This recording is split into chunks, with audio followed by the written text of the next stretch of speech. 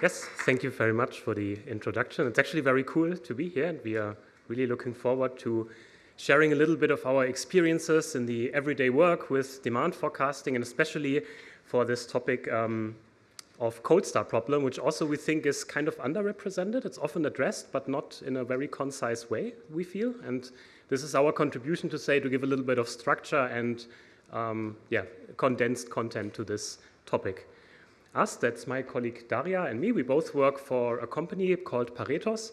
It's a Heidelberg-based decision intelligence startup. Just a little bit of advertisement, bear with me. Our mission statement is no more bad decisions. And so what we often observe is that if you look into businesses and decision processes, how they are taken, often you find that a lot of critical things are, even in 2024, in times of AI, machine learning, still done in Microsoft Excel, right? And a lot of manual work, a lot of error-prone, things that don't scale well.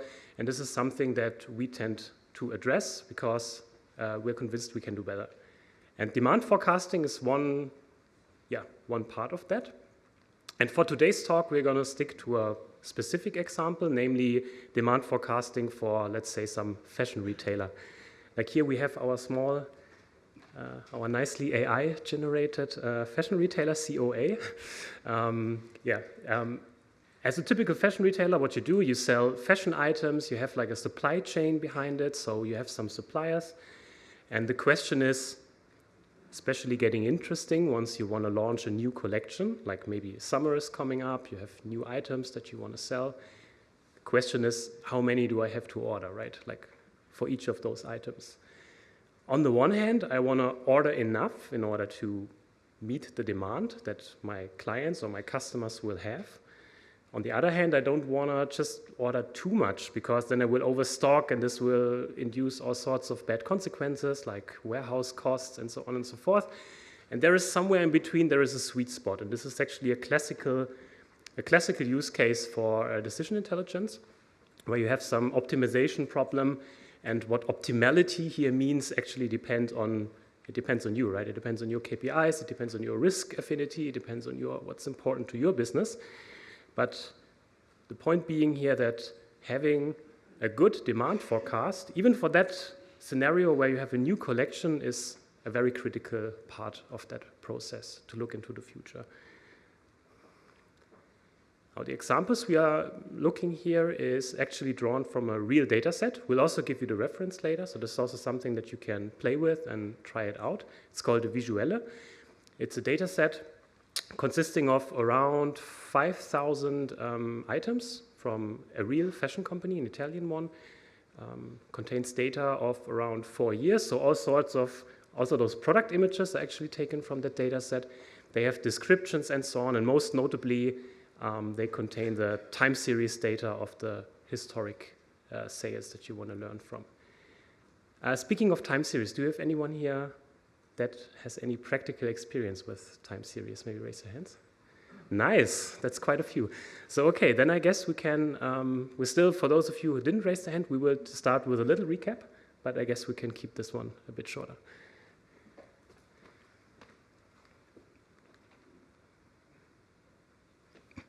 So what is time series? You probably know. So you can see two examples in this image. So it is date on x-axis, and then for each date, we have some number of sales. So in this case, you see target on y-axis, and this is number of pieces sold. And so time series means that there is time dimension, there is a point, which we can think of as prediction time that divides past and the future. And in this task, we stand in this prediction time, and our task is to say what is going to happen, how many pieces we sell, for each item. And in this case, we have two different items. Maybe it is a shirt and shorts or something. So what else do we have in terms of data? We have static covariates. So what is covariate? You can think of it as a feature that you feed to model that learns from it. And static means that it doesn't change in time. So for instance, it can be an image of a product, and it can have textual descriptions like size, which category it is, like shirt, color, fabric, and so on. Besides that, you can also have time-varying covariates. These are features that change in time. For instance, it can be calendar features, and they are known both for the past and for the future, because you probably know which day of week will be in 15 weeks, and so on. And you also have information about prices and weather. And now let's think about traveling back in time, 3 months. And now we stand in this point, this prediction time. And what is notable in this example is that one item doesn't have any past target. But still, we need to make some forecast. This is what we call cold situation, cold start problem. And it means we don't have enough target data. What are the challenges that appear here? So first of all, standard solutions don't exist.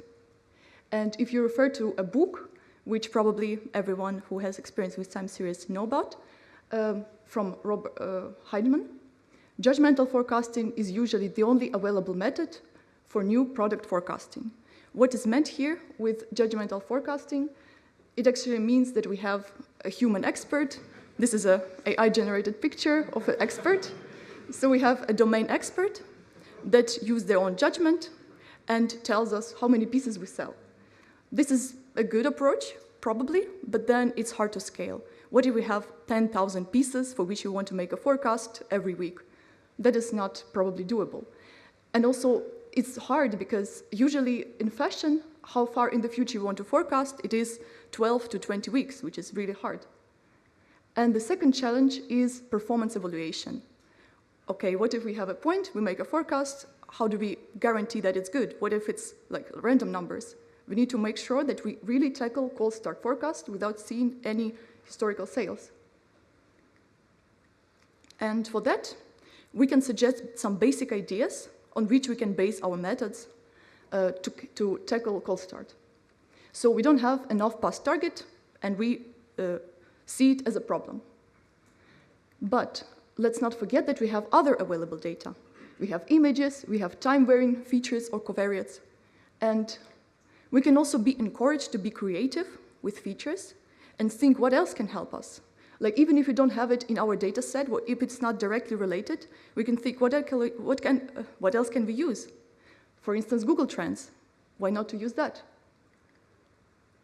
And of course, arguably the most important piece of information in our data set is historic target of other items. So if we don't know anything about sales of this shirt because it's not launched yet, we look at our data set and we see how many times and which seasonality periods did similar shirt have in the past.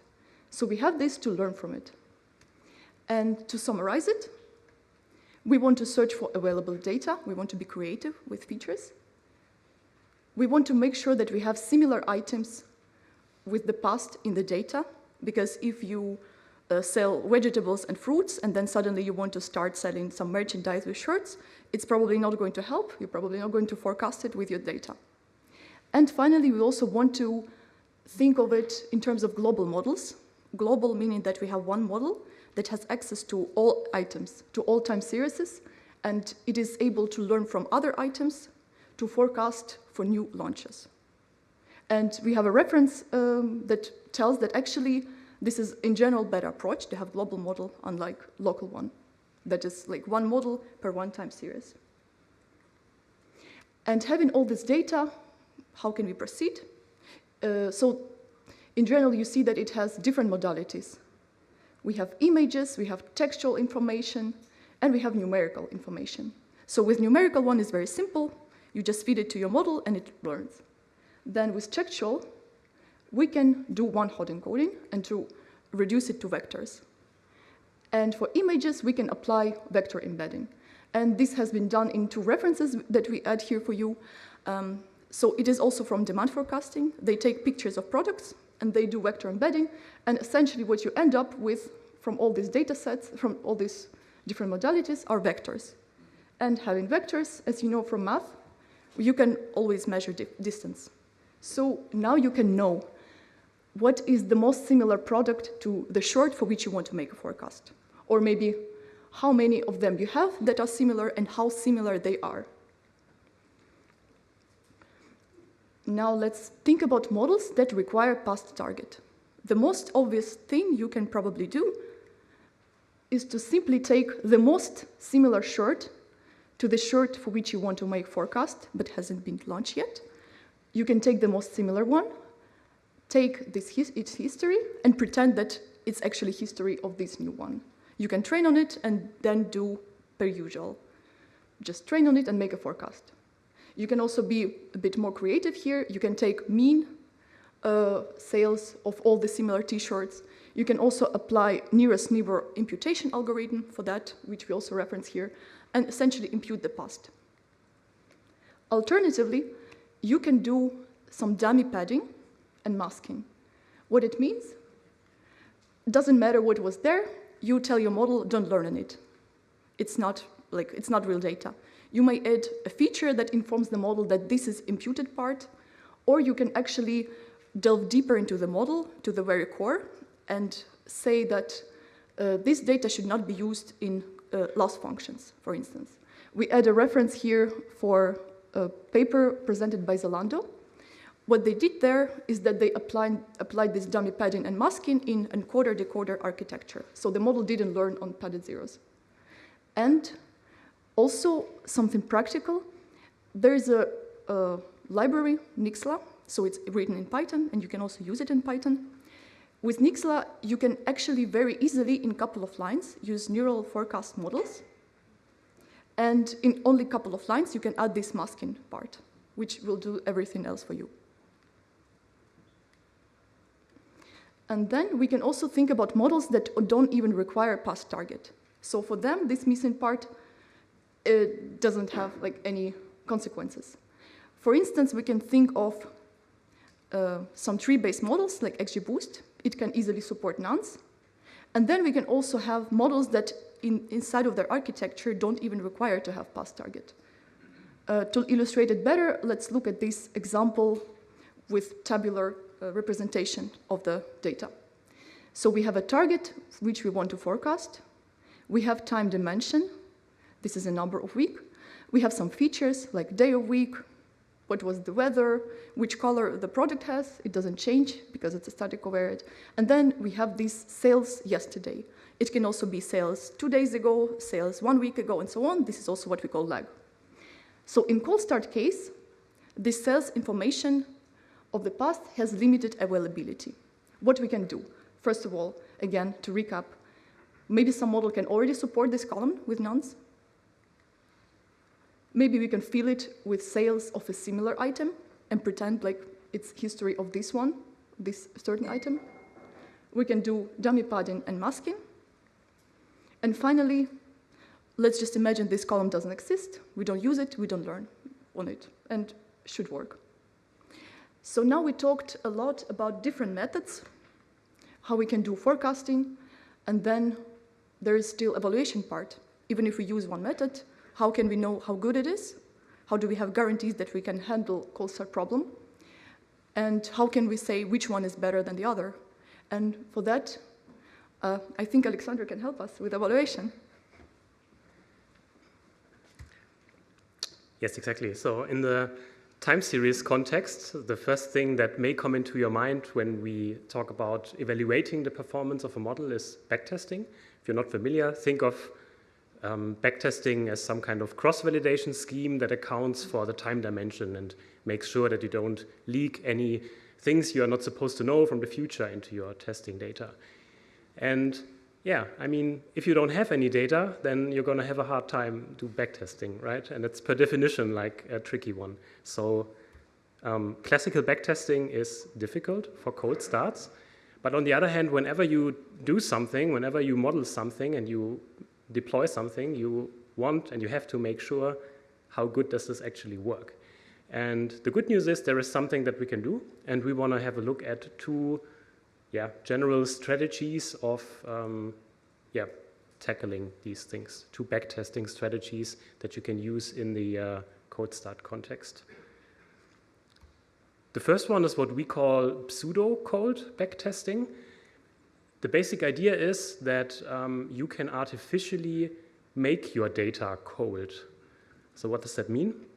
Let's just say, for the sake of simplicity, we have some time series, It actually has quite a long history, so it's not cold, it's indicated by this flame. But we can just artificially chop away the history and just pretend it's a cold start time series now. It's indicated by this pseudocode.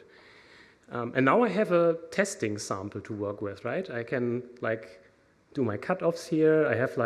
I don't have really much data in the past, and I have backtest samples that look like cold start data, artificially generated. So that's something that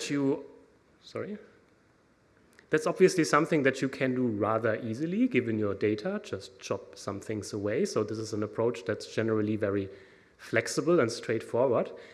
But then on the other hand, I mean, just discarding the history is not something that's the true start, right, of an item. So if you think about, in the fashion example, if you think about a product launch often is accompanied by, I don't know, a certain advertisement, then maybe it's a new season, there is maybe special market interest and whatnot, right? And just cutting away the history and doing this technical approach in general will not reflect that. It's just something where you can use for the technical part of your model, but yeah, arguably it doesn't reflect the true starts of your items. And also, don't want to go into detail here, but also you have to stratify this a little bit if you do it. Like especially if you have product hierarchies, you have to be a little bit careful. You can't just randomly pick any items, or you should not randomly pick any items and do that. So also it's a little bit unclear, or at least difficult to actually draw these subsamples. But it's possible. Next thing would be what we call true code backtesting, and the idea here is pretty simple, that no matter, let's say you have, again, this item here with a long history, the idea is every item, no matter how old it is, it has been cold at some point in the past, right? You just have to travel back long enough to get to that point. And that's what the true code backtesting is doing. So you go back as far as you can afford with your data to capture the actual beginnings of the time series. Now, yes, this now solves the problem. This is something that reflects the true dynamics of your item start, because per definition, you go back to the item start, and that's what you test on. On the other hand, this is, depending on your data situation, depending on how many cold starts you have observed in your historic data, this may be expensive in the sense that you have only limited amount of testing data available to do that. But it seems a bit more like the cleaner approach. Okay, what now? So as per usual, it depends, right? What am I supposed to do? General rule of thumb is use the true code if possible. And if possible means if you can afford it with your data. So if you, for example, a fashion retailer, and you have every couple of months a new products launched, and the cold start is probably something you're very, very familiar with. You have a lot of samples in your data. That is something you can jump on this true code approach. If you don't have that, if cold starts are more like the exception, then A, you're probably going to have a hard time fitting that anyway, and B, no chance of doing like this true code approach because you just don't have the data to do that. One point we would generally like to stress out in this discussion is not on a quantitative level, but qualitatively, is whatever you do in backtesting, and I think this goes beyond cold start, like whatever you do, it should reflect your real world scenario that you expect as close as possible. What do we mean by that? I mean, Daria, you already mentioned it. If we think about this counter example of a guy who's selling fruit and vegetables, and now all of a sudden he starts dreaming about, well, I could as well start my fashion brand and sell T-shirts and sweaters and whatnot, then yes, he may have the data to do cold back tests with his fruits, but this doesn't give you any indication about like how plausible that will be for fashion products. This is an extreme example, of course, but this is a general thing to think about. Okay, so to the very end, we have seen methods, like how can we deal with the cold start. We have seen a few evaluation schemes. How can we judge those methods, how good or bad they are? And we want to jump into a quick example. that we did. And this slide is actually also a good opportunity to give a quick shout out to our colleague Simon, who assisted us in designing all these slides. That's the reason why they look so fancy. This wasn't our work. Because it's obvious, because in this slide we did the last minute thing without Simon, as you can see. This slide illustrates the data set that we are considering, the Visuelle data set. We want to do some evaluation. We are going to consider the true code backtesting scheme. And the testing here is indeed interesting because the testing data consists of cold start only. It's like of an extreme case. We are really only, it's like a couple of hundred products that we are considering in a testing period. We have a few thousand products to train on and only code start. So whatever the model has to predict, you always have no history at all. And due to time, I will keep it a bit short. I don't want to go into the details of the models, but I want to give you the high-level idea of which models did we consider and what was the outcome. So we have 3 concrete examples, 3 fashion items. In shaded gray, you can see the true time series, respectively, like in time steps after their respective launch. And now we considered different methods. And one thing that we think is always a good idea is to start as simple as you can, like with very simple statistical or naive baselines that you understand. And so we did here. The most naive thing we could think about is just take the historic averages of everything. And this is that line, and it's the first baseline we are considering. The next sophisticated step is take the average, but per product category. And then a little bit sophisticated, still take the average, but per product category and per time step after launch. So these are the simple baselines, and then we compared it against a actually very architecturally rather sophisticated deep learning model with image embeddings, text embeddings, enrichment from Google Trends, so very nice architecture. Also, we included some rather old school-ish machine learning approaches, so CatBoost and XGBoost, only relying on the tabular data. And we got some results. The results, I think there are only, aside from the numbers, I don't want to go into details, 2 messages here I think are important. First thing is, yes, it was worth it putting the effort because the deep learning model was the one that wins. But if you look at the numbers, then the margin is rather small, right? So it's not a clear winner. It's rather a case where even with very simple statistical baselines, you can achieve results that even like an XGBoost cannot beat, right? And I think this is an important message overall. Solving the cold start problem is something that is possible. You can apply different things.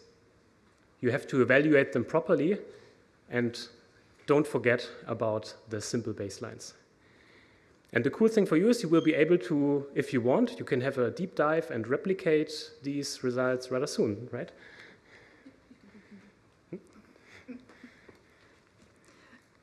Yeah, as Alexander said, you can also give it a try. Very soon we're going to publish the code that we used to have this experiment results. And we also want to collect there all the literature review that we went through in the last years. So we couldn't find a place where we can really store and find all this cold start literature information. So we're going to also update it as we go. And besides that, you will also find all the references that we used in this presentation.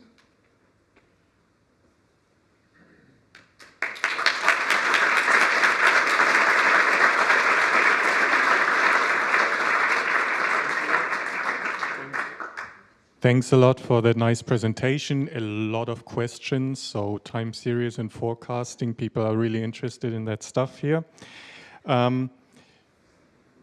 Okay, let's start. Which model types approaches do you use for time series with a lot of zeros, intermittent time series?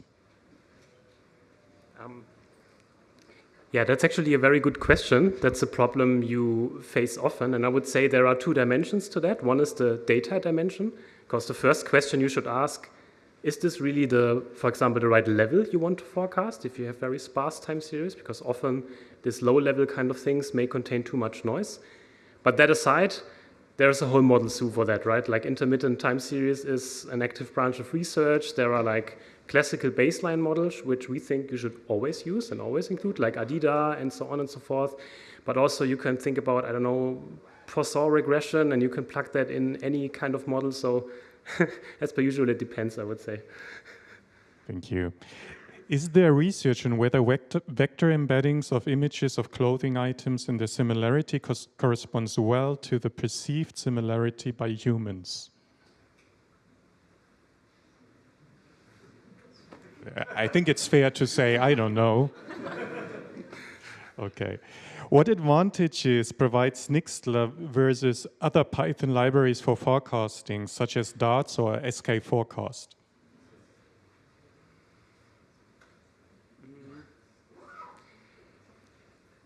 Generally a good question, I would say. The Nixtla, what we observe is like the community aspect is really nice. Over the last couple of years, it has rapidly grown, especially also in the deep learning community. A lot of models that you find where, I don't know, papers have been published. There is already somewhere a branch for neural forecast where this model has been implemented. So this is quite cool. It's a unified interface, kind of. Yeah, as for differentiation to Darts or other libraries, not so sure, to be honest. I would add it's really fast compared to the others. No, it keeps changing. So voting up, I try to keep that in mind. Should my key takeaway of this session be for cold starts, just be naive?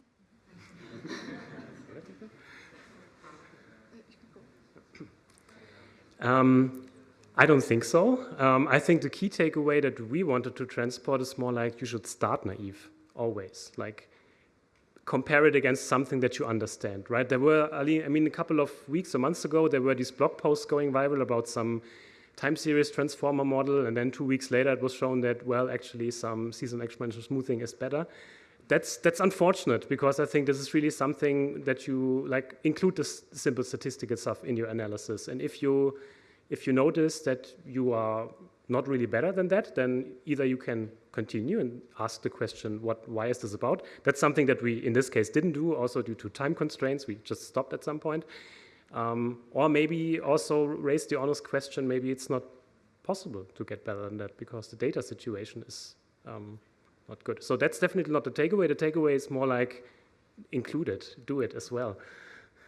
Definitely. So now a question to the latest developments like TimeGPT, etc. Have you tried transfer learning in the time series domain? And if yes, what's your experience with it? We didn't. we want to, but we didn't.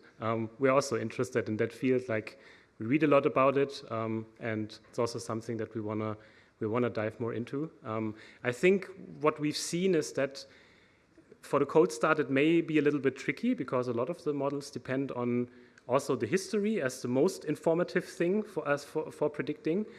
Including covariates, I think, is really even more challenging in this case, because how do you unify like different semantic covariates across your data, right? I think that's really, yeah, that's obviously a challenge. So not sure if there or what's to gain for the cold start problem, but definitely something we are also interested in going deeper. Maybe talk for next year.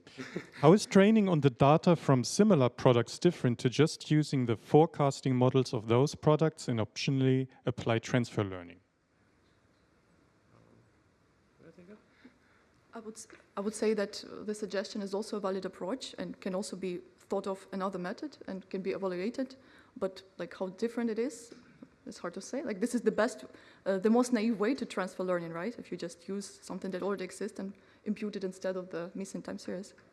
Okay, now last question. There's still a lot of open questions. How can your models predict fashion trends, items that are popular only one season for a single year? So, do you want to take it?